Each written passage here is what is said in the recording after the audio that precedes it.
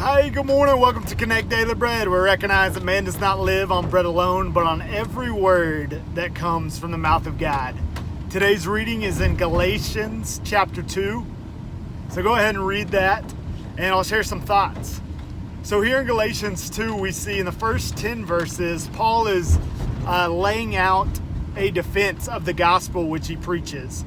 Now he's made clear that the gospel that he's gotten, we saw this in yesterday's reading, came directly from Jesus himself. And we see that story in the book of Acts, that he didn't receive his gospel, for instance, from Peter and the other apostles or any human being, that he got a gospel directly from Jesus himself.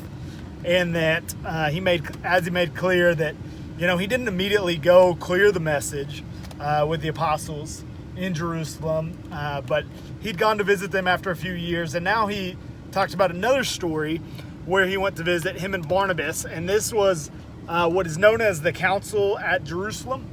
And we find this story in Acts chapter 15, and here Paul and Barnabas went to visit because there had been a group of people, these Judaizers, who were causing issues in Galatia and really caused issues and were a thorn in the side consistently throughout Paul's ministry, had stirred up some folks. And so Paul and Barnabas went to meet with the apostles in Jerusalem for a private meeting.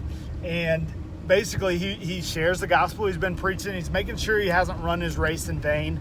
And Titus is with him. And the significance of Titus being with him is that Titus was a Greek.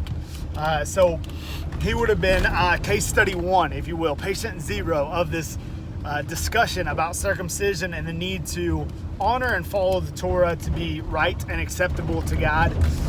So he notes, right, that Titus was not compelled to be circumcised. And as you can see in Acts 15, that what was laid out by the Council of Jerusalem is that they're praising God for the things that God has done through Paul and Barnabas. They give the right hand of fellowship. They write a letter to quell this issue. And in it, they just say stay away from meat of strangled animals and sexual immorality. Apparently, they had encouraged Paul to care for the poor, which is something he was excited about doing all along. And then towards from there in verse 11 on, Paul talks about a time in which Peter was called out and confronted by him when he visited at Antioch. And what Paul challenged him about was inconsistency and hypocrisy. That apparently there was a time that Peter was there and he was just hanging with his brothers in Christ and eating and enjoying fellowship with the Gentile believers there. But that after a group had shown up, a Jewish group had shown up sent by James, he began to withdraw from the Gentiles. And so Paul called him out about that. And the reason he had to be publicly called out is because as the leader that Peter was, his influence had really had a negative impact. And so apparently it had affected even Barnabas himself. And so a couple things that we can glean from that is that we are never above correction. As long as we're in this body, we are in need of brothers and sisters sharpening us, calling us to account. Not for one another's standards, that's not what we're pursuing, but for Christ's standard. And so if Peter needed people in his life challenging him, Lord knows that we need that as well. And so then the chapter closes with what a description and a picture of the death to self that Paul experienced in Christ. In verse 20 he says, I have been crucified with Christ. The life I now live, I live by faith in the Son of God.